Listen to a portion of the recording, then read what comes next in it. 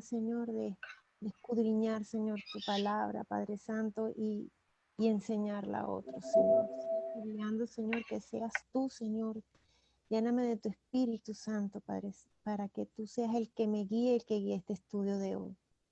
Gracias nuevamente por tu infinita misericordia, las cuales se renuevan cada día, Señor. Te damos gracias en el nombre de Cristo Jesús, tu Hijo amado. Amén. Amén. Quisiera comenzar con un versículo de la Biblia, de Daniel 2, 42-43, donde dice, y por eso los dedos de los pies, en parte de hierro y en parte de barro cocido, el reino será en parte fuerte y en parte frágil.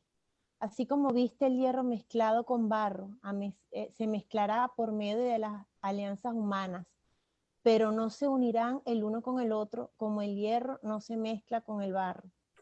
Esto más o menos se refiere a lo que vamos a empezar a estudiar, que es la iglesia de Pérgamo, el mensaje de la iglesia de Pérgamo, que es, en griego, Pérgamo significa matrimonio consumado.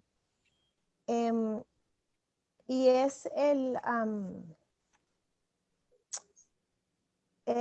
matrimonio, la unión del cristianismo con el paganismo. Esta vez voy a empezar, voy a leer un poco sobre un poquito de lo que más o menos que era Pérgamo, para entonces hablar de lo que realmente, cómo se constituyó, cuál fue ese matrimonio entre estas dos, entre el cristianismo y el paganismo. Okay. Bueno, como habíamos dicho, Pérgamo significa elevación y matrimonio. En efecto, en este periodo se llevó a cabo el acuerdo matrimonial entre la iglesia y el mundo, el de paganismo. En este periodo se efectuó la traición de la iglesia a su verdadero esposo, que es Jesucristo, produciéndose entonces lo que es el adulterio espiritual. En la siguiente, por favor. Bueno, aquí vemos la ubicación geográfica está al norte de Esmirna y Efesio. Vemos la ubicación. La otra. Durante muchos años hubo una rivalidad entre Efeso, Esmirna y Pérgamo sobre cuál era la principal ciudad de Asia. No había duda en cuanto a que el Pérgamo era el centro de la vida religiosa de la provincia. La ciudad estaba dominada por una gran colina de 300 metros sobre el nivel del mar y tenía muchos templos. Ajá. Ellos había un gran altar de Zeus construidos para conmemorar la victoria. Lo más importante de todo era que Pérgamo tenía el primer templo dedicado a Augusto y a Roma, por lo que se transformó en el centro del culto, del culto del emperador en la provincia. El más famoso de todos, el más famoso de todos los dioses que en esta iglesia ellos adoraban era Esculapio, y también se llamaba Asclepio de Salvador. Este era el dios de la sanidad, estrechamente asociado con la serpiente, que dio a Pérgamo una reputación similar a la de Lourdes hoy. No sé si podemos poner números. Oh, Dios. Se me fue. 21 del 8 al 8 y 9. Ajá, exacto. Gracias, Anubis. Bueno. Tengo un papelero aquí. Números 21 del 8 al 9. Ah, míralo aquí, lo tengo abierto. Ok. Lo tengo abierto en la Biblia. Perfecto. Donde, y Jehová dijo a Moisés, haz una serpiente ardiente y ponla sobre un asta. Y cualquiera que fuera mordido y mirara a ella, vivirá. Y Moisés hizo una serpiente de bronce y la puso sobre una asta. Y cuando alguna serpiente mordía a alguno, miraba a la serpiente de bronce y vivía. Ahí vemos cómo Satanás tergiversa las cosas. Y todo este hecho que Dios hizo sobre Moisés, él lo tergiversó para que ellos hicieran un Dios y lo adoraran en la iglesia de Pérgamo. Ok. Voy a hablarles, a ver la otra, la siguiente. Ok, ahí páralo. Aquí vamos a hablar sobre el matrimonio del cristianismo con el paganismo, ¿verdad? Inicialmente estaba Diocleciano, que fue el último emperador de Roma. Al momento de su muerte, su plaza, o sea, el trono queda vacante y hay dos generales que se están disputando este trono. Está el general Magencio, que era de Oriente, y Constantino, que era de Occidente. Este tuvo una visión, un supuesto sueño, y que venía del cielo, y era que él veía la cruz, en la cual decía que la cruz, o sea, que el mensaje del sueño decía que él iba a vencer.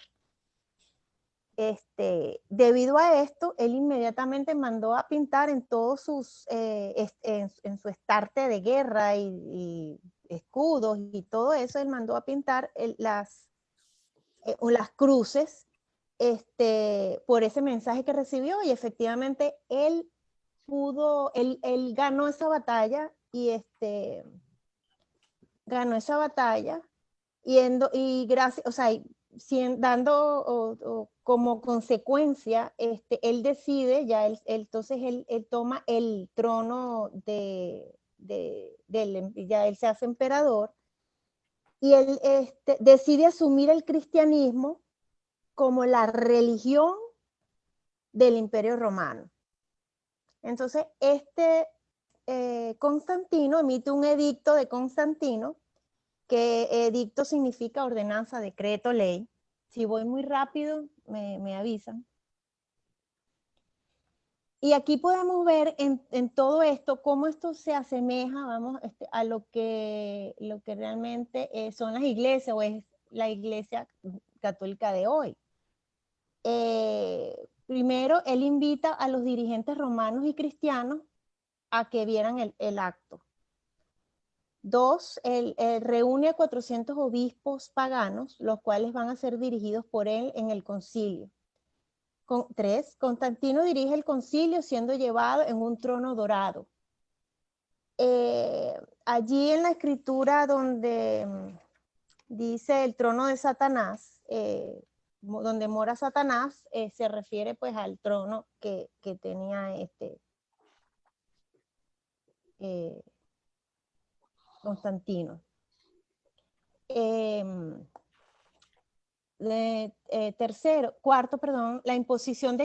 impuso el cristianismo y hizo bautizar a todo el mundo a la fuerza, o sea, era bautizarse o morir. La siguiente, ordenó bautizar a todo el regimiento romano para que todos fueran considerados cristianos. O sea, es decir, te bautizas y ya automáticamente eres cristiano. Él lo decidió. Pero lo más irónico de todo es que él mismo, Constantino, nunca se bautizó. Dentro de este edicto, de esta ley, ordenanza, él hace que todos los obispos y sacerdotes paganos los trae hacia el cristianismo, los asume el cristianismo con sus respectivas posiciones jerárquicas, ya que estaban establecidas en todas las iglesias, en todos los establecimientos físicos de las iglesias.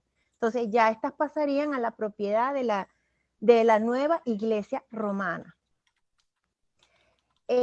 Una nota importante para aclarar es que todos los obispos y sacerdotes eran pagados estaban dentro de la nómina del Imperio Romano, y de no cumplir con este edicto o esta ordenanza de Constantino, ellos simplemente le quitaban el sueldo. El siguiente punto es que a partir de allí todos los creyentes eran elogiados, aceptados, y sus vestidos eran lujosos. O sea, de ser una iglesia perseguida fue, bueno, todo lo contrario a raíz de esta fusión, de este matrimonio del cristianismo con el mundo. Vemos varias unas implicaciones que hay debido a esta fusión, ¿verdad? Constantino se convierte en el sumo sacerdote pontífice, o sea, en el Papa. El jefe de Estado pagano y el cristianismo, o sea, se juntan. Ahí es lo que habíamos dicho, el matrimonio, matrimonio con el mundo, ¿verdad? El paganismo se introduce en la iglesia y viceversa. Los festivales paganos se convierten en festivales de la iglesia. O sea, todas las fiestas paganas romanas eran ya parte de la iglesia cristiana. Los dioses del panteón romano ahora se convierten en santos. Vemos lo que era Zeus, ya les voy a nombrar algunos. Zeus, Yuna, Vulcano, Diana, Venus, Plutón, Neptuno, Marte, el rey del sol, todo eso ya ellos fusionaron y ya eran santos, pues en la...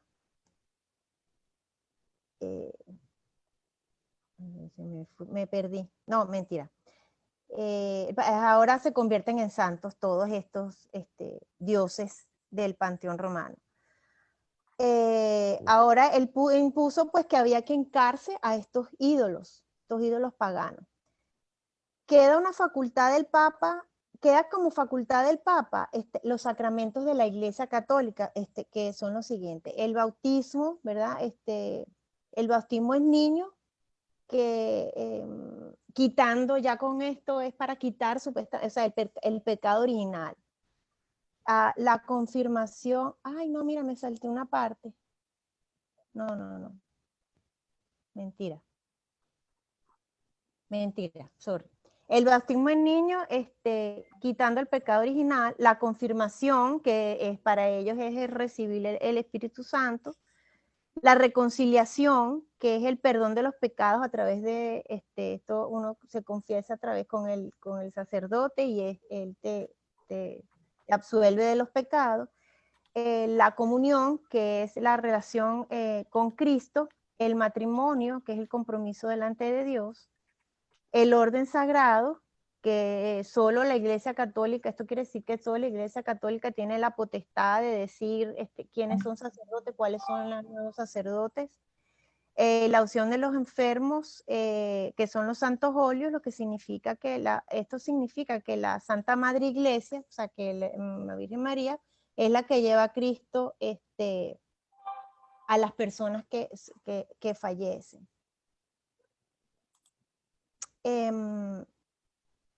Ok. Me gustaría también agregar,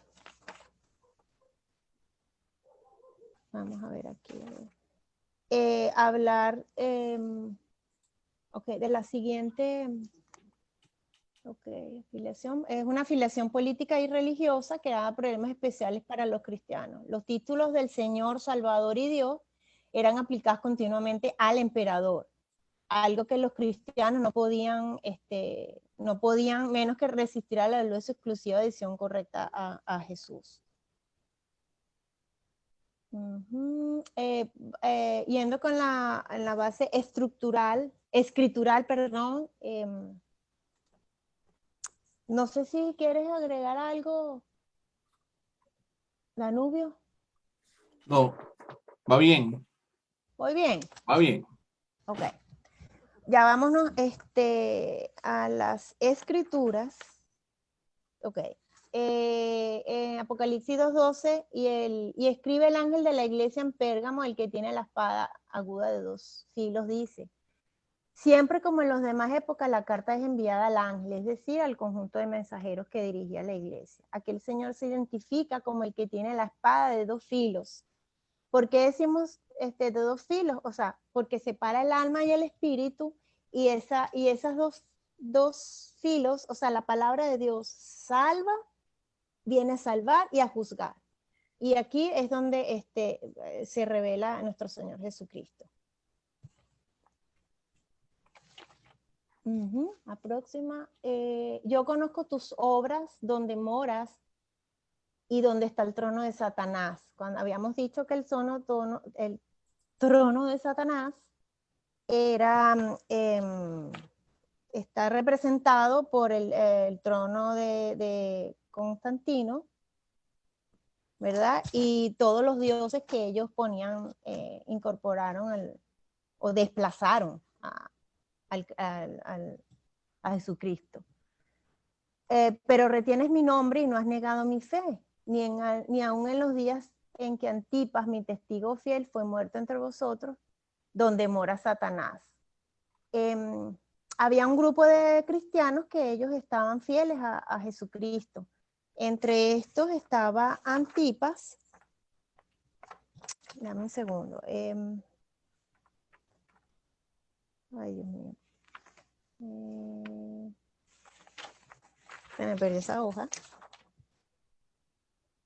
Bueno, entre esto estaba Antipas, que era un fiel testigo, el cual estaba en el momento que Augusto César fue porque también lo adoraban, él fue y no se hincó hacia él, él lo mandó a matar, lo quemó en aceite. Ajá. Pero tengo unas pocas cosas contra ti, que tienes allí a los que retienen la doctrina de Balaam, que enseña a Balac a poner tropiezo entre los hijos de Israel, a comer las cosas sacrificadas a los ídolos y a cometer fornicación. Este es... Ay, Dios mío, espera. Ok. Balaam, ¿quién fue Balaam? Balaam fue un profeta de Dios que se corrompió. Él le hizo caso a Balac para maldecir al pueblo de Dios. Dios no lo permitió porque ellos estaban cubiertos, el pueblo de Israel está cubierto bajo la bendición de Jehová, de Dios. Como no pudo maldecirlos, entonces, ¿qué hizo él? Él hizo que se desviaran y cometieran adulterio con las hijas con las moabitas. Entonces allí fue que ellos se cayeron en maldición porque cometieron adulterio. De hecho, el significado de Balaam es desviador del pueblo. Fue también un profeta, fue mercenario por amor al dinero y a las cosas materiales. No pudiendo él mismo maldecir al pueblo, aconsejó a Balac, el rey de los moabitas, para que fomentara eso, el adulterio, y ellos contaminaban, y ellos contaminaron a los israelitas también con la idolatría de los moabitas. De hecho, Balaam quedó en la literatura judía como el prototipo del inductor del mal. Aquí vemos dos versículos donde dice el número 25:1 y el repuso Israel en Sitín y el pueblo empezó a fornicar con las hijas de Moab. Y el número 25:2, los cuales invitaban al pueblo a los sacrificios de sus dioses y el pueblo comió y se inclinó a sus dioses. O sea, hizo que cometieran idolatría.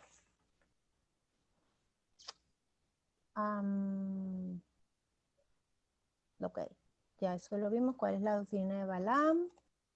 La siguiente. Voy muy rápido. No. Ok. Apocalipsis 2:15.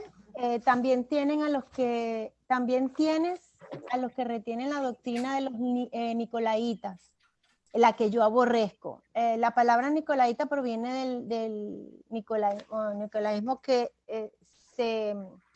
se compone de dos palabras: Nico, que es guiar, conquistar, y Laos, que es pueblo. O sea, guiar al pueblo, conquistar a la gente, dominio sobre el pueblo. Pero lo que para nosotros no tiene importancia, para el Señor sí la tiene. Y recordemos lo que dijo el Señor en el Evangelio. Respondiendo Jesús le dijo: hipócritas, Bien profetizó de vosotros Isaías, como está escrito: este pueblo de labios me honra, mas su corazón está lejos de mí. Otra escritura es Marcos 7:7, pues en vano me honra enseñando como doctrina mandamientos de hombres. Voy a agregar algo más de los nicolaitas. ¿Dónde están los nicolaitas hoy en día? Son todas aquellas personas que se han apartado de la verdad de Dios y han echado a un lado las verdaderas enseñanzas y doctrinas de la Biblia, volviéndose a sus propias doctrinas de hombre, suavizando el evangelio a su conveniencia, lo que vemos también, lo de la prosperidad, es únicamente para ganar beneficio propio y hacer que el rebaño se pierda.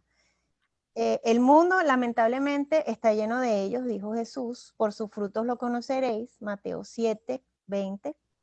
Hoy en día un gran número de iglesias en el mundo han caído en la red de los nicolaitas, que es un engaño global, y cada vez está siendo mucho más fuerte. Por eso nos tenemos que mantener enfocados en lo que es el evangelio, la sana doctrina de nuestro Señor Jesucristo. Hay una advertencia para estos momentos peligrosos, ¿verdad? Que el problema de las falsas enseñanzas y falsas doctrinas y el espíritu de los ministros, de los maestros nicolaitas, fue predicho que iba a aumentar en el fin de los días. El apóstol Pablo advirtió, pero el espíritu dice claramente que en los postreros días algunos apostarán de la fe, escuchando espíritus engañadores y a doctrinas de demonios. Esto está en 1 Timoteo 4:1-2. El consejo del apóstol Pedro es: ruego a los ancianos que estén entre vosotros, yo anciano también con ellos y testigos de los que padecimos de Cristo, que soy también participante de la gloria que será revelada. Apacentad la grey de Dios que está en vosotros, cuidando de ella, no por fuerza, sino voluntariamente, no por ganancia deshonesta, sino con ánimo pronto, no como teniendo señorío sobre los que están a vuestro cuidado, sino siendo ejemplos para ellos. Apocalipsis 2:16, por tanto, arrepiéntete, pues si no vendré a ti pronto y pelearé contra ellos y con la espada de mi boca. Notemos que esta identificación es muy diferente de las anteriores. Ahora está prestado, armado para combatir, para pelear definitivamente contra quienes contra los que no están arrepentidos, concluyendo esta carta con una hermosísima promesa.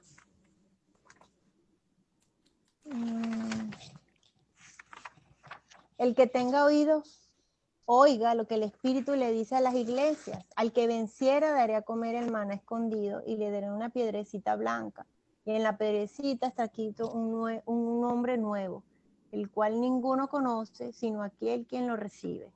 Una vez más nos confirma nuestro Señor que la promesa será para el que venciere, es decir, para el que persevera hasta el fin. Este es el que recibirá del maná escondido, es decir, recibirá de la sabiduría escondida de Cristo Jesús. También nos dará una piedrecita blanca que es el símbolo de la vida eterna, símbolo de la gloria de Dios. ¡Qué felicidad! Hay otras, quiero también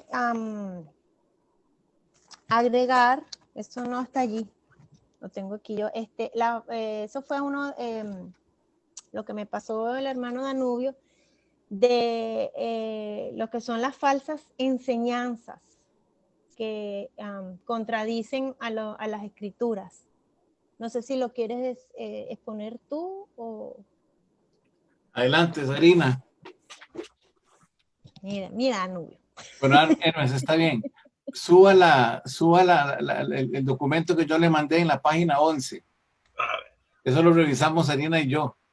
Bueno, Sarina le dio el visto bueno, por eso lo voy a explicar. Espérame, porque tengo que sacarlo. Ok.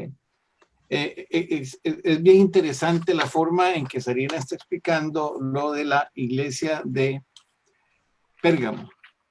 Como ya lo explicó muy bien, Pérgamo significa también fortaleza o significa fuerte.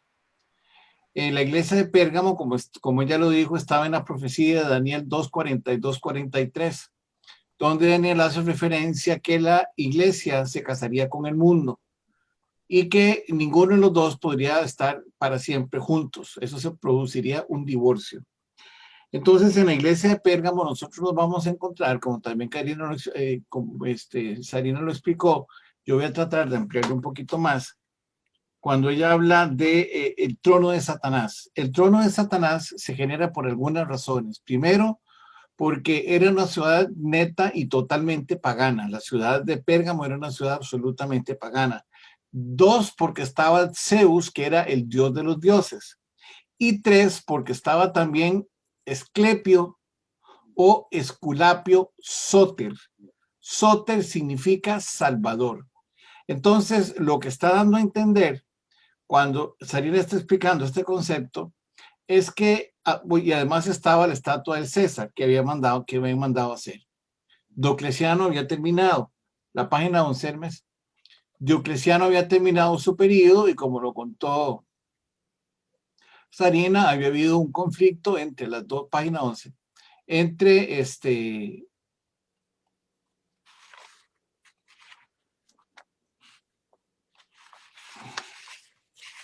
la 11. Al final, Hermes.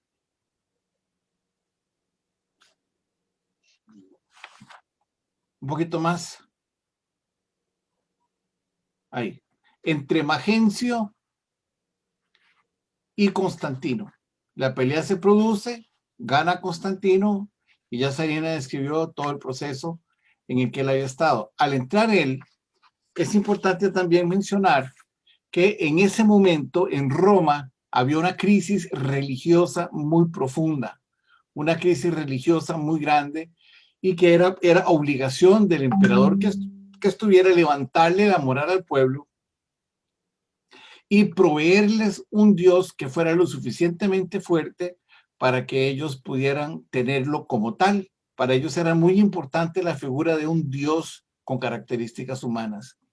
Entonces él, a raíz de la visión que ya Sarina les narró, que él vio que iba para la batalla y que vio que el cielo descendía una cruz y que en la cruz él vio la victoria que estaba establecida, él decide que el cristianismo, después de haber sido perseguido desde el año 30, en que Jesucristo empezó a predicar el evangelio, hasta el año 313, cuando muere Diocleciano, como lo explicó también Sarina, y Diocleciano, el campo de Diocleciano queda libre. Entonces, a raíz de esa situación, gana la pelea Constantino, que era un general del ejército o del territorio occidental del Imperio Romano, contra Magencio, que era el general del ejército romano de las provincias del sur. En el momento en que él gana, como dice Sarina, o sea, hubo bombas y platillos, se llamaron 400 obispos, él entró en un andamio de oro que lo llevaba, y él establece lo que se llama el Concilio de Constantino, donde en ese Concilio de Constantino él se establece como el pontífice, que significa constructor de puentes. Ahora vamos a entender por qué el concepto de constructor de puentes, y esto lo explicó Hermes bastante bien en su momento. Habían básicamente dos doctrinas o dos filosofías que albergaban el pueblo romano. Una de esas filosofías que manejaba el pueblo romano eran lo que se llamaban como los mistraitas.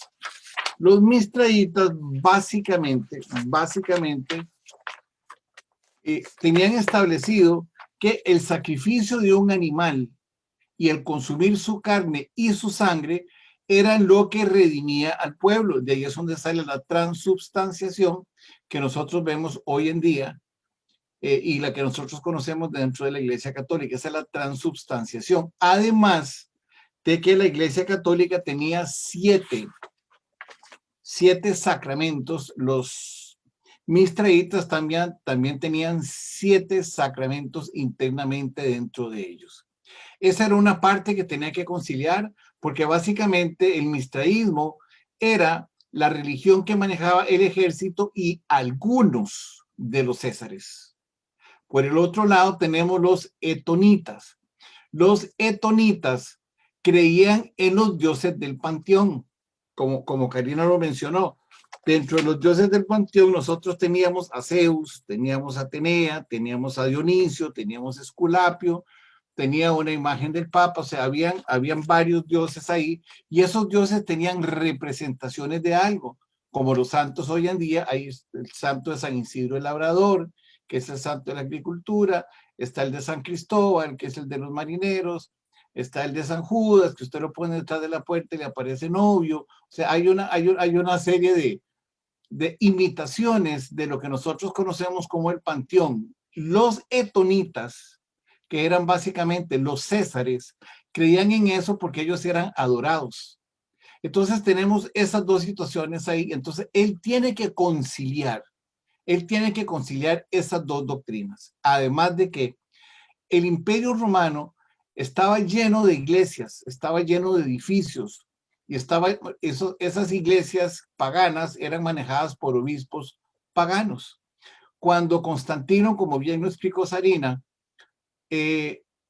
convocó a los 400 obispos que en ese momento estaban en Constantinopla, que era donde ellos estaban, no estaban en Roma, estaban en Constantinopla, porque ya había salido la gran ramera, que es conocida como Babilonia, había salido de Babilonia y había llegado a Constantinopla, donde se estableció, y ahí está establecida. Posteriormente, cuando Constantino gana, le corresponden todos los territorios, tanto los del Imperio Oriental como Occidental de Roma, y traslada su base a Roma. Por eso la iglesia se llama, y hay que entender varias veces el nombre, y eso lo conversábamos Ariana y yo bastante ahora en la tarde, se llama la Iglesia Católica, que significa universal, porque tenía los dos imperios romanos juntos, o sea, los dos, tanto el Oriente como el Occidente.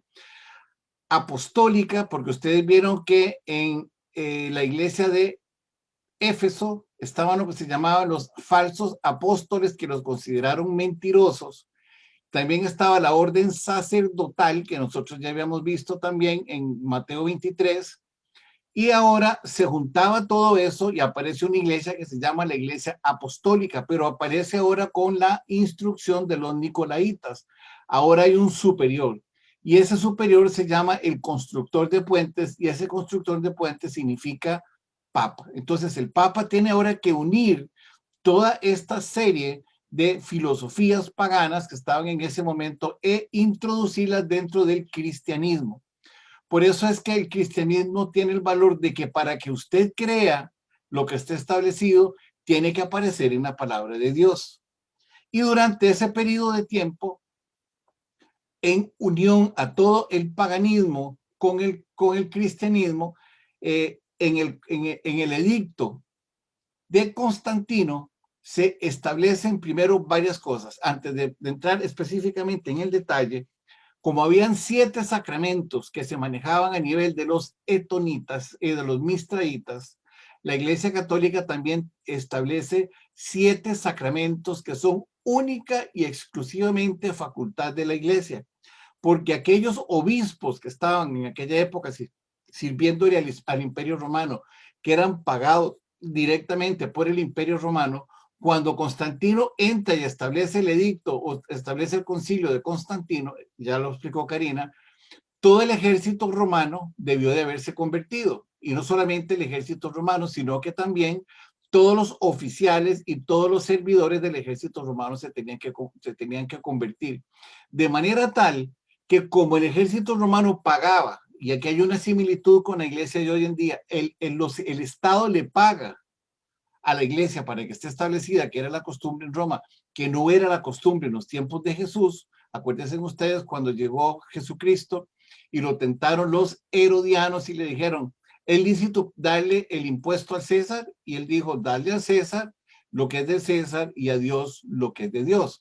Entonces no era lícito que el gobierno le pagara a los pastores de la iglesia de Cristo, porque Pablo más bien se anduvo muriendo de hambre, Pedro se anduvo muriendo de hambre y todos ellos fueron muertos, no había dinero. Jesucristo dijo, yo no tengo ni siquiera una piedra para poner mi cabeza. Quiere decir que ese concepto que estaba manejándose en el Imperio Romano no era el concepto que Jesucristo había establecido para la iglesia. Y si nos vamos también nosotros directamente al judaísmo, Dios había establecido las primicias y había establecido los diezmos para que los servidores que eran la tribu de Leví tuvieran el dinero suficiente para poderse sostener ellos como tales, porque a ellos no se les había heredado nada de tierra cuando estaban las 12 tribus de Israel, no se les heredó nada. Entonces ellos tenían que vivir como sacerdotes que eran de la providencia y la misericordia de Dios. Esto para hacer un paréntesis. Cuando ellos están obligados a trasladarse de su paganismo, cada uno de ellos, en distintos dioses, sirviéndole a Zeus, sirviéndole a Apolos, sirviéndole a cada uno de los que estaban ahí, a Cibeles, no solamente ellos tenían que ser trasladados para que les siguieran pagando su salario, sino que los bienes que ellos tenían pasaban a ser temporalidades de el nuevo papado.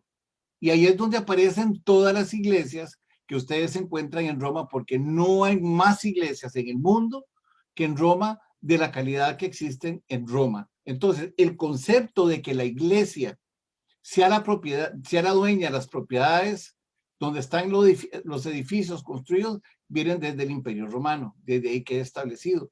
Y también queda establecido que el imperio tiene que subsidiar a la iglesia, como lo hace en Venezuela, en México, en Costa Rica, en Colombia, en Estados Unidos. Ellos les dan dinero y los subsidian económicamente.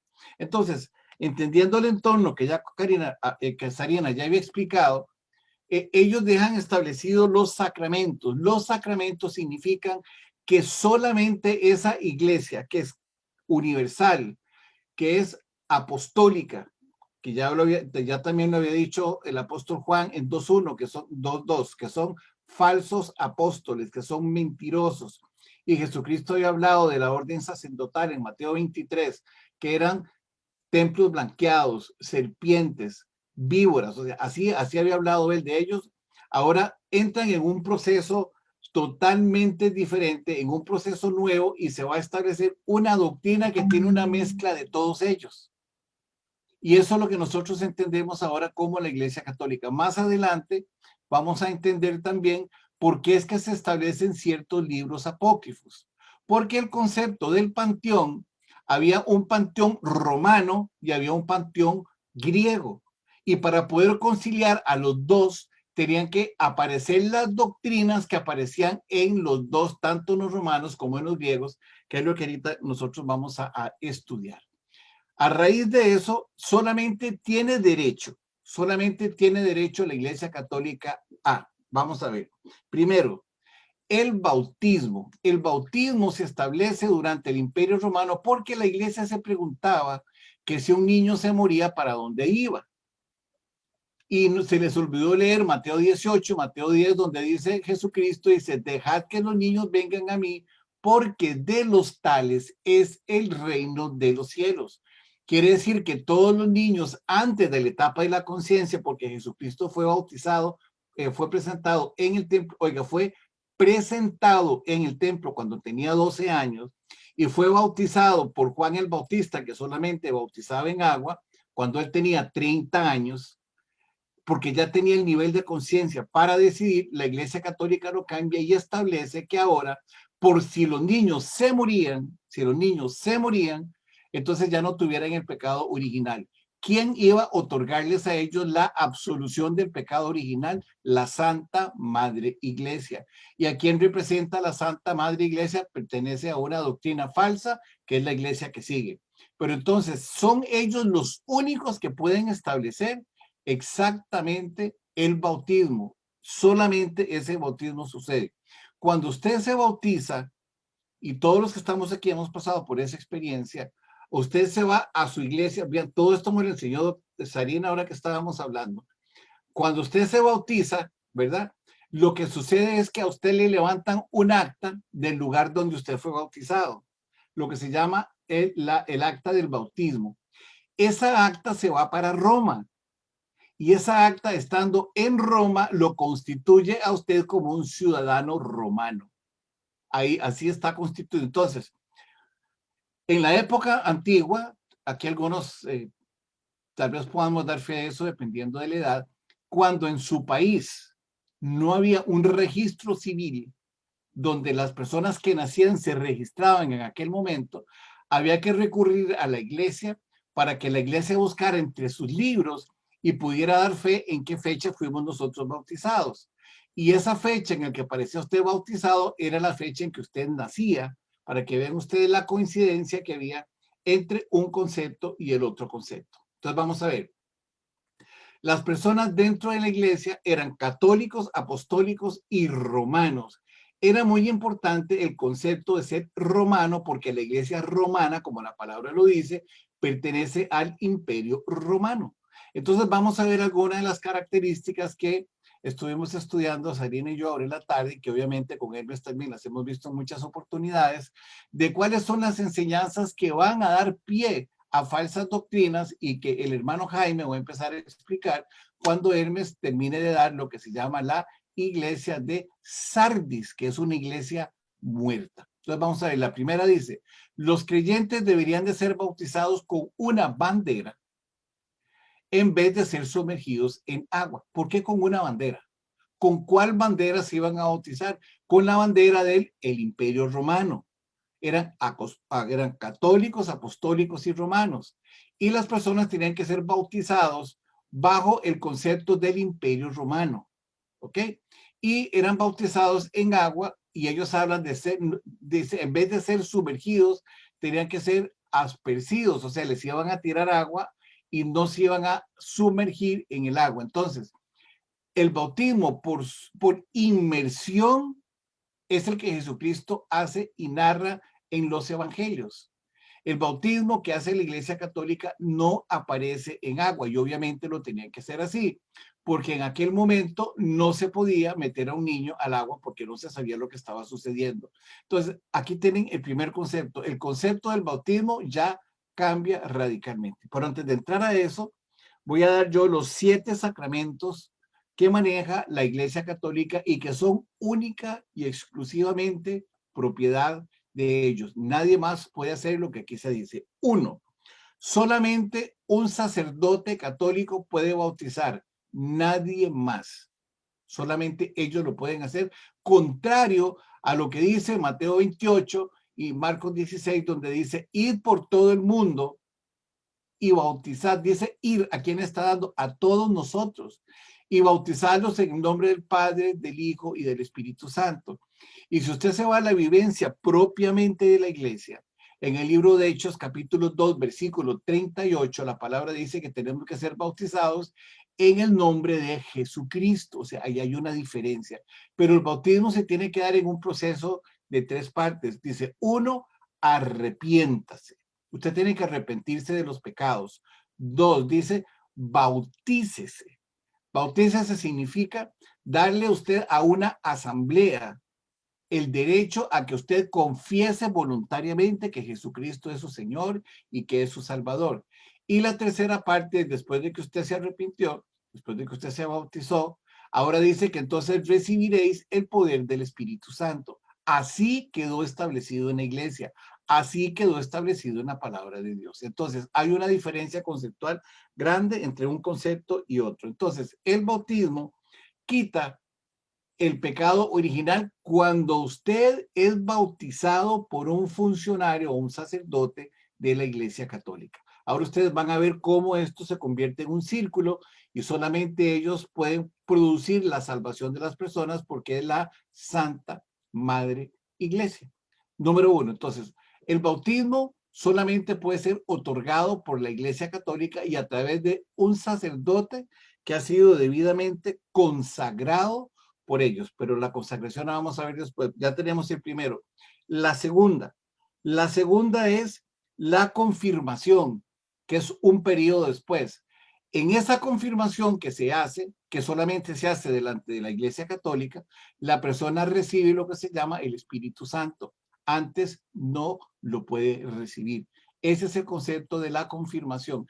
Y entre la confirmación y el bautismo hay un segundo, que se llama la reconciliación, o sea, el perdón de los pecados, y ese perdón de los pecados se llama la primera comunión cuando la persona se confiesa. ¿Delante de quién se confiesa? Se confiesa delante de un sacerdote. La confesión delante de Dios no vale, porque la absolución de los pecados viene por parte de los funcionarios de la Iglesia Católica. Cuando usted tenga esas tres cosas que ya nosotros mencionamos, el bautismo, la reconciliación y la confirmación, viene lo que se llama la primera comunión. La primera comunión es otorgada igualmente por la iglesia, solamente delante de un sacerdote, y después de usted haber profesado y confesado el catecismo de la Iglesia Católica. El catecismo de la Iglesia Católica no se parece en nada a la Biblia, no se parece en absolutamente nada. Si usted lo estudia, yo le podría sacar aquí más de 150 referencias de cosas que no aparecen en la Biblia. Por eso nosotros somos bíblicos, o somos como nos llaman los hermanos separados, o somos como nos quieran llamar, no importa. Jesucristo no nos separó a nosotros de él, todo lo contrario. Entonces tiene la confirmación. Viene el quinto sacramento que solamente los funcionarios de la Iglesia Católica pueden hacer, que se llama el matrimonio. El compromiso se hace delante de Dios, y la Escritura dice que lo que Dios unió, no lo separe el hombre. Sin embargo, usted puede ir a un episcopado y puede decirle a la curia metropolitana que por favor anulen su divorcio, y ellos han procedido en muchos de los casos a anularlo. Quiere decir que hay contradicciones en las mismas situaciones que ellos están haciendo dentro de la iglesia. Usted se casa y se casa delante de Dios, y si no, le hace Malaquías 3, Malaquías capítulo 2, y usted se va a dar cuenta delante de quién es que se hace el pacto, no se hace el pacto delante de los hombres. Ahora viene aquí donde se amarra todo, viene lo que se llama la ordenación sacerdotal, o el orden consagrado, que era la sucesión apostólica.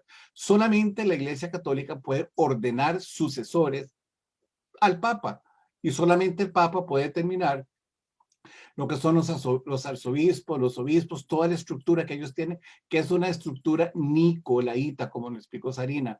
Nicos significa gobierno, y laicos significa los civiles como nosotros. Entonces significa el gobierno de los laicos. Eso es lo que hacen los nicolaitas, el gobierno de los laicos. Hay una estructura humana que es el que gobierna la religión, y solamente esa religión es la que puede ordenar, los nuevos sacerdotes dentro de la Iglesia Católica. Y finalmente, para cerrar el círculo, que la Santa Iglesia Católica es la que salva, la Santa Madre Iglesia, tenemos lo que se llama la unción de los enfermos, o sea, el sacramento. ¿Cómo se llama eso, Karina? Que me dijiste vos. Cuando las personas se mueren. Los santos óleos. A los santos óleos, exactamente. O sea, solamente la Iglesia Católica te puede otorgar los santos óleos, porque ella es la que te va a eximir de ir al infierno. Entonces te pueden mandar o al purgatorio, o te pueden mandar al cielo. Y si ustedes estudian un poquito más la doctrina católica actual, ustedes se van a dar cuenta que ya eliminaron el purgatorio. Entonces pregúntese usted, ¿a dónde están todas esas almas? Todas esas almas no están.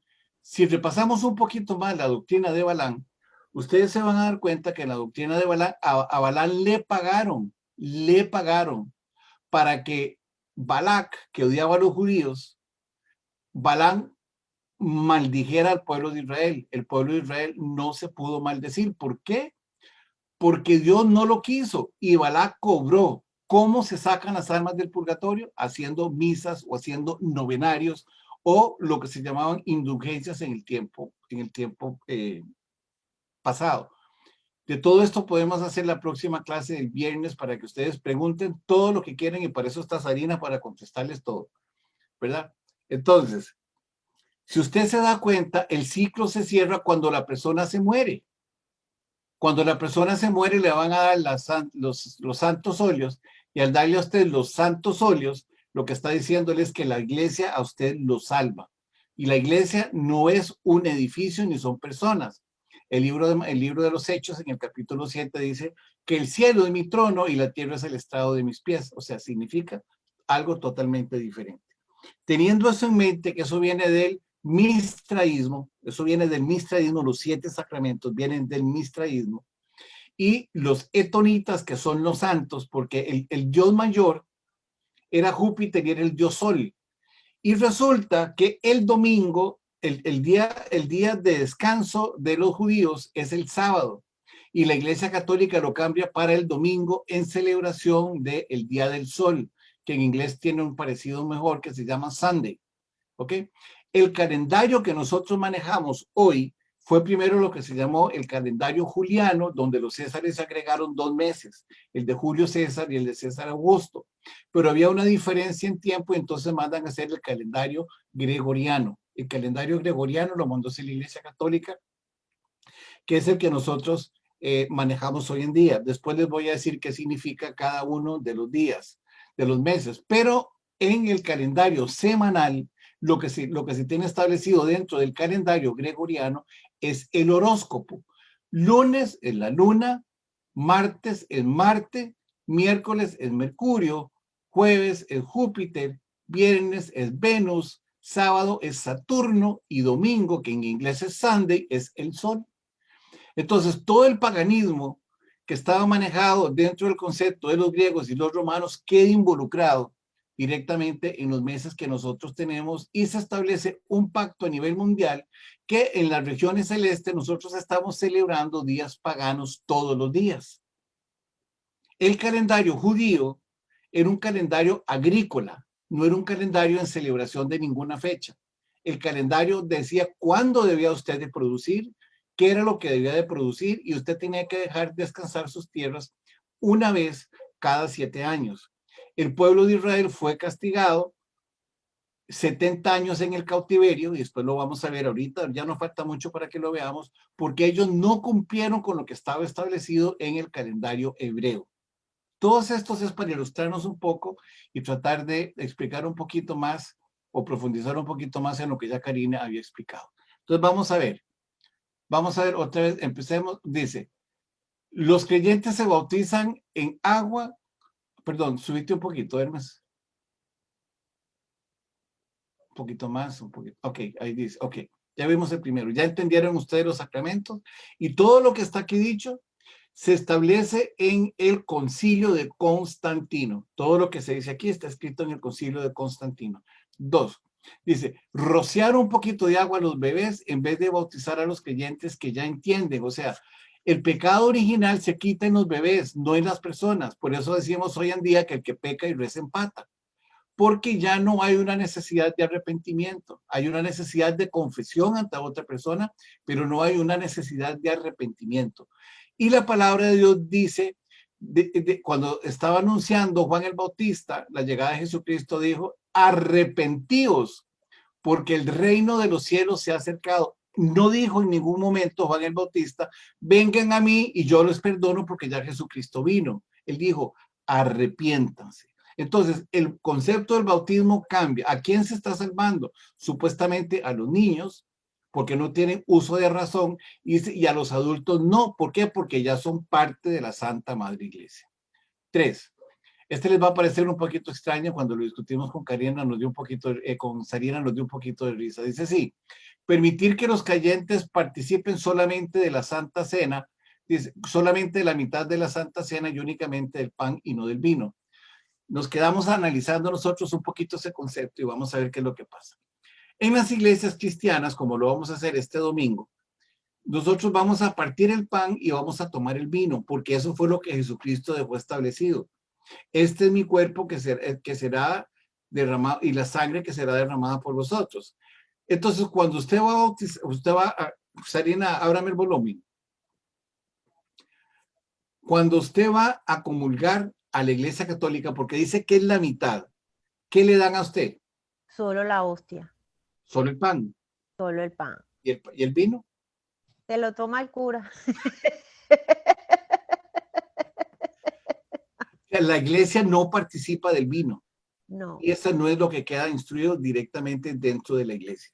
Entonces nosotros estamos llamados, de acuerdo con las escrituras, a participar del pan y del vino. Ellos solamente participan del pan. El vino, como dice Sarina, el sacerdote de la Iglesia Católica es el que se lo toma. Sigamos, dice, prohibir a los creyentes se bauticen en agua y tomen la Santa Cena completa. Los creyentes ya no se bautizan en agua, se bautizan en aspersión y no en agua. Con Dice, una pistolita. ¿cómo? Con una pistolita de agua. Con una pistolita de agua. Ok, aquí entra la intervención de la iglesia. Acuérdense ustedes que cuando yo les estaba explicando la iglesia de Esmirna, yo les dije a ustedes que estaban lo que se llamaban los falsos judíos que estaban en la sinagoga de Satanás. ¿Qué significa eso? Los falsos judíos son aquellos, porque el cristianismo empezó con los judíos, todos los 12 apóstoles eran judíos, todos, sin excepción, todos. La primera mujer que no fue judía fue, aparece en una, ya ahorita se me fue el nombre, aparece en una de las iglesias en el libro de los Hechos, que vendía púrpuras, vendía púrpuras, y empezaron a llegar los cristianos, pero los primeros cristianos eran judíos. Entonces, durante la época del Imperio Romano, usted podía participar de cualquier religión que usted quisiera. Usted podía ser mistraíta, podía ser etonita, podía ser lo que usted quisiera. Pero usted tenía que ser aceptado por esa congregación. Los primeros judíos, en su momento, pertenecían a la sinagoga. Pero cuando estaban en la sinagoga, que ahora se llama sinagoga de Satanás, los mismos judíos los acusaban y les decían que ya no eran judíos, sino que eran cristianos. Y al ser mencionados como cristianos, eran echados de las sinagogas, y al ser echados de las sinagogas perdían todos los derechos delante del Imperio Romano, porque ahora el Imperio Romano los obligaba a ellos a saludar al César y decir Ave César, y ya yo les había explicado a ustedes esa parte. Pero como ellos tenían claro lo que decía Hechos 5, 29, que decía, primero tenemos que obedecer a Dios antes que a los hombres, y también dijo, no hay otro nombre dado a los hombres en que podamos ser salvos, solamente en el nombre de Cristo Jesús. Y en Éxodo 20 dice, no honrarás nada de lo que está en el cielo, ni en la tierra, ni debajo de la tierra. Al estar honrando ellos un César que tenía una imagen romana, ellos dijeron no. Entonces empezaron a ser terriblemente perseguidos por no adorar al César. Muy bien. Entonces, al ser expulsados de las sinagogas, los judíos entraban en un espacio donde solamente tenía autoridad de ellos el César y los podía mandar a matar. Cuando la Iglesia Católica excomulga, usted no tiene derecho a ser perdonado sus pecados por un sacerdote porque no le pertenece a usted, ni tampoco lo puede perdonar Dios porque el representante en la tierra se llama el Papa. Entonces, ¿qué es lo que sucede en esas condiciones? Lo que sucede en esos momentos es que usted entra en un estado, que fue lo que hicieron con Martín Lutero, que al no poderse arrepentir, no poderse confesar Martín Lutero delante de otro sacerdote, y tampoco supuestamente dentro de la iglesia, sus oraciones tampoco podían llegar al cielo, que fue parte de lo que él me explicó cuando habló de lo Martín Lutero también.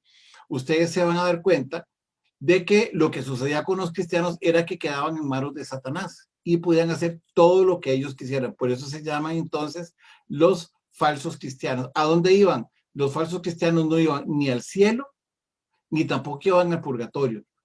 ¿De acuerdo? Los falsos cristianos, para los mentirosos, iban directamente al infierno. Pero ellos no tenían temor de eso. Ellos saben que tienen un Dios misericordioso que les había dado a ellos todo lo que ellos tenían. Acuérdense en el caso de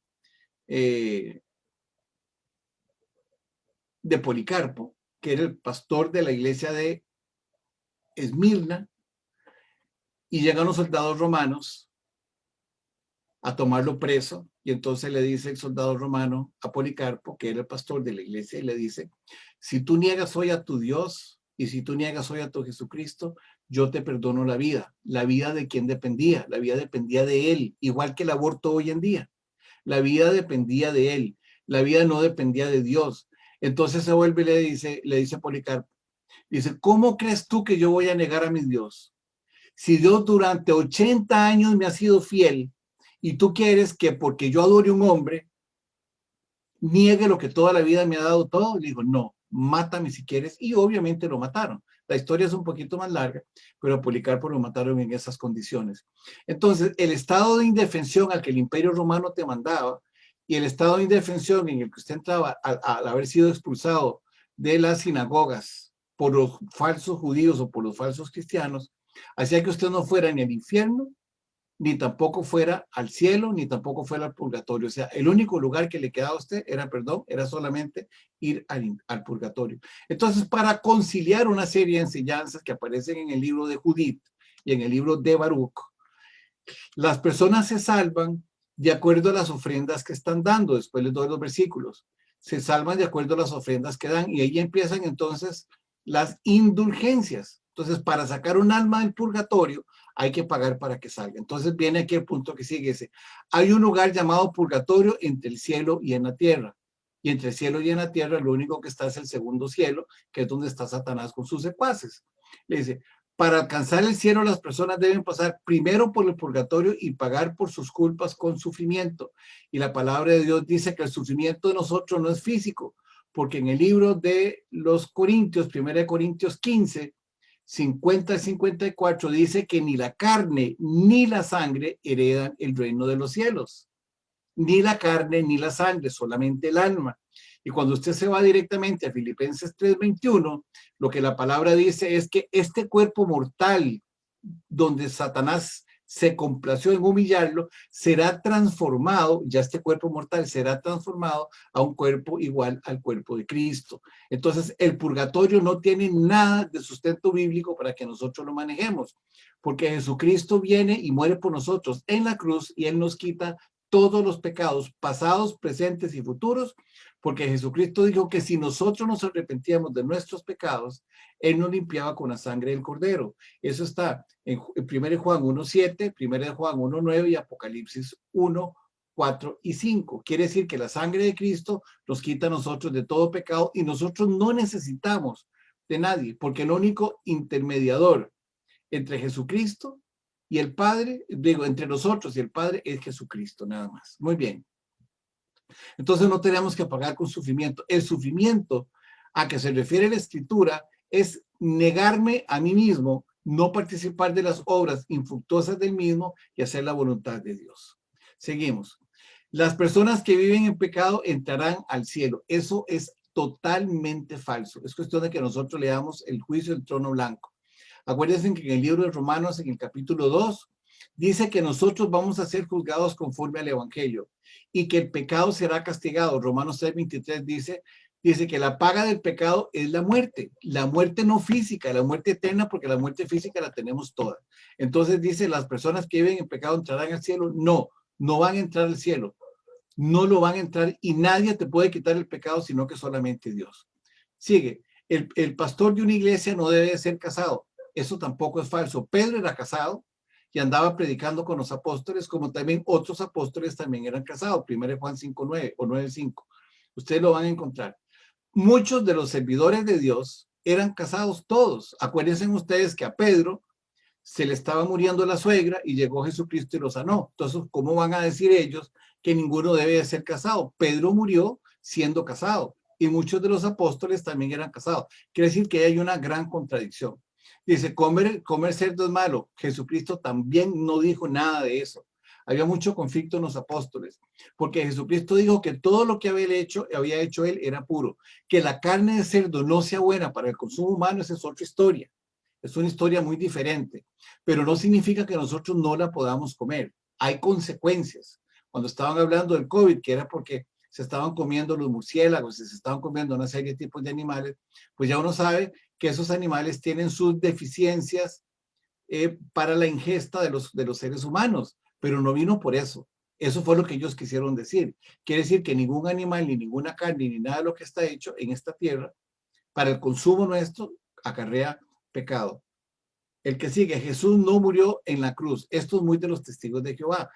Jesús dicen que murió en un madero y Jesucristo murió en una cruz. Al fin y al cabo, donde él haya muerto, si fue en un madero, si fue colgado de un árbol, si fue colgado de una cruz, ese tipo de muerte sacrificial, simple y sencillamente lo que está representando es un acto de sustitución, de que yo tenía que ir a pagar el pecado delante de Dios y él vino y lo pagó por mí. Por eso en San Juan 14 dice que a nosotros nos conviene que él se vaya porque va a quedar un sustituto. Y ese sustituto será el Consolador, que en otras palabras significa vicario, significa sustituto. El que yo sea parte de la iglesia es por haber creído en Cristo y porque el Espíritu Santo está dentro de mi corazón. Muy bien. Dice, Jesús ya está viviendo en la tierra. Esa es otra doctrina de los testigos de Jehová. Según ellos, Jesucristo vino por los años 1910, 11 o 17 y ya está aquí en la tierra supuestamente ellos. Sigamos, sirve más para abajo. ¿Ok? Dice, la tradición tiene la misma autoridad de las escrituras. Algunos libros tienen la misma autoridad que las escrituras. No. La palabra de Dios es clara. Ustedes tienen ahí muchas escrituras. Sarina se lo sabe por el lado de Mateo y yo me lo sé por el lado de Marcos. Marcos 7, 9 y Marcos 7, 13 dicen que la tradición invalida la palabra de Dios. Y también dice que la tradición invalida los mandamientos. Quiere decir que, que la tradición no es válida delante de Dios, porque cuando Jesucristo se peleó con los fariseos y con los saduceos, él estaba contra las tradiciones que ellos mantenían. ¿Cuál era la tradición que ellos mantenían? Ellos habían tomado la Torá, que es el Pentateuco, que es Génesis, Éxodo, el Número, Levítico y Deuteronomio, esos 5 libros. Ellos los desglosan y le agregan los pensamientos de hombres para que eso se cumpla. Y crean un nuevo libro que se llama la Mishnah. Incluso dentro de la Mishnah, ya modificada en los días de hoy, es prohibido para un judío creer en Jesús. Y si un judío cree en Jesús, es completamente desheredado de todo lo que tiene. Entonces, y en Colosenses 2:8, lo que dice la palabra de Dios es que las tradiciones son pensamientos y filosofías de hombres. Quiere decir que ese concepto no es cierto. Ya ustedes con esto tienen la visión de lo que se estableció cuando el cristianismo o el falso cristianismo se establece dentro de la iglesia, para que entendamos ahora lo que es la iglesia de Pérgamo. Falta un concepto. Todavía falta el concepto del dinero y falta el concepto de la adoración a María. No se lo pierdan en el próximo capítulo, que va a ser la iglesia de Tiatira. Cuando terminemos la iglesia de Tiatira, ya vamos a tener nosotros una iglesia que se llama una iglesia muerta. Una iglesia que no tiene ninguna esperanza. Y es donde aparece Martín Lutero y vuelve otra vez a retomar la escritura, que fue la clase que ya les dio a ustedes Hermes. Entonces, ¿qué sucede en la primera iglesia? En la primera iglesia, que es la iglesia de Éfeso, lo que sucede es que Satanás toma en su estrategia el que se pierde el amor por Cristo. Eso es lo que se hace en esa iglesia. Que se pierda el amor por Cristo y que el hombre empiece a hacer sus obras. ¿Cuál es el segundo paso a la estrategia de Satanás? Lo que se llama la sinagoga de Satanás. Era expulsar a todos los cristianos a las calles para matarlos. Esa era la idea que estaba establecida. Y eso empezó con Domiciano. Domiciano fue el emperador que mandó a Juan a la isla de Patmos. Después aparece la iglesia de Pérgamo, que se llama la iglesia de los acomodos, donde se trata de acomodar el cristianismo con el paganismo, con todas las fuentes de paganismo que hay para hacer una sola religión. Hasta aquí estamos. Y si tienen preguntas, ahora queda Karina con ustedes. Karina. ¿Tienen alguna pregunta? No.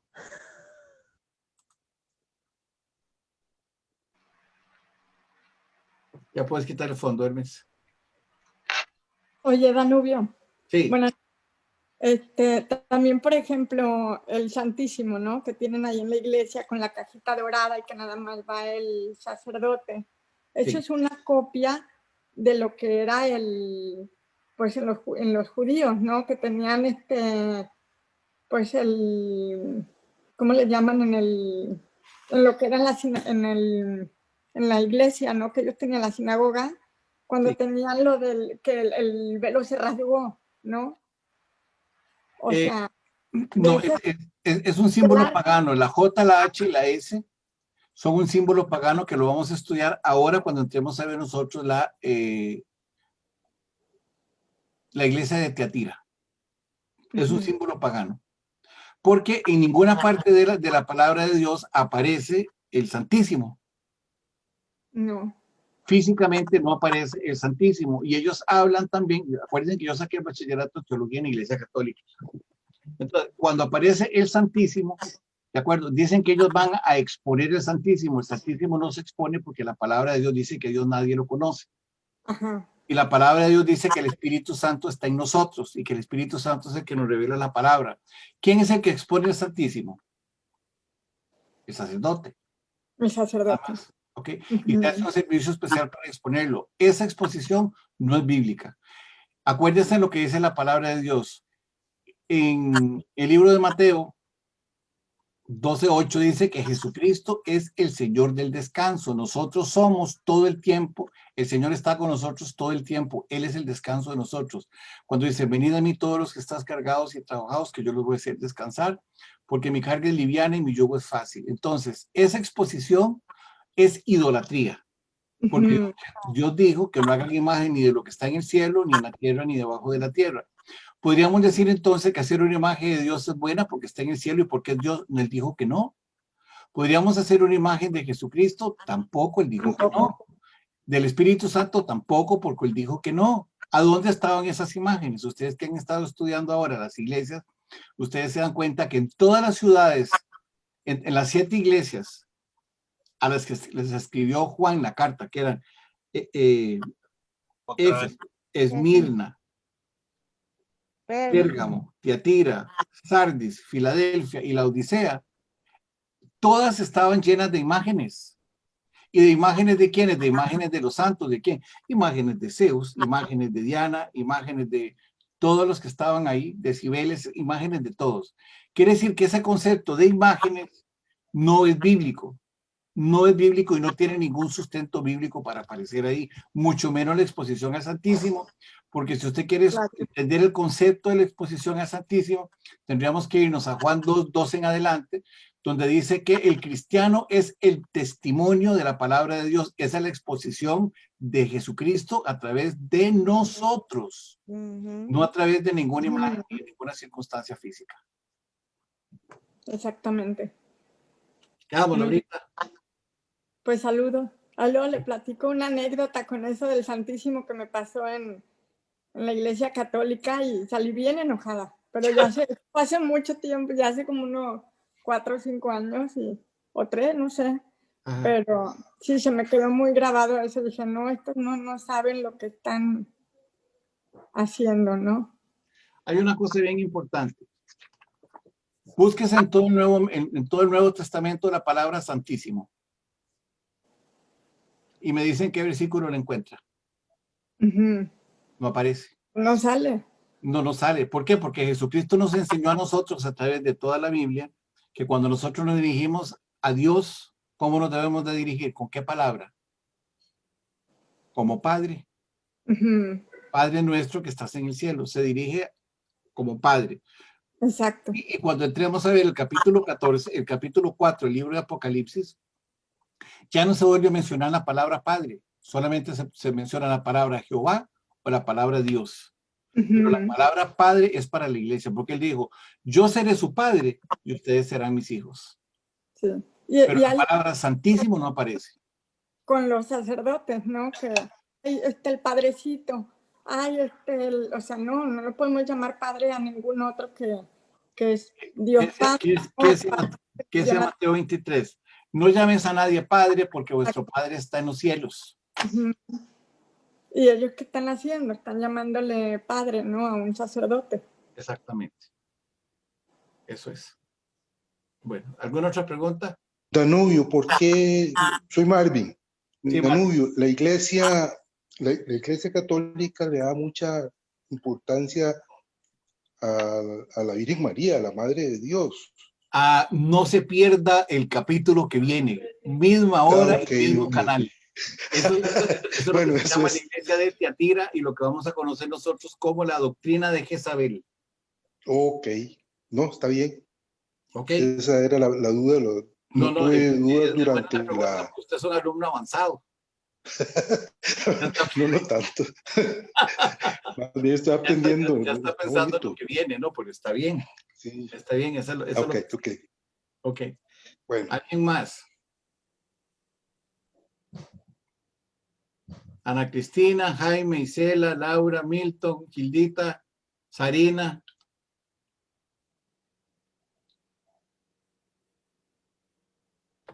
Gracias, Danubio. Estamos bien, estamos aprendiendo. Ok. Y si tienen dudas, antes de que se vaya Sarina, aquí está. Cuando Sarina preguntaba si iba muy rápido, le digo, no, hombre, comparado al brother. Ay, qué bueno, hermano Milton. Él sí va más rápido que yo. ¿A dónde pusieron estos cositos? Ah, bueno. Estamos viejos ya, mira. Tengo que cambiarlo.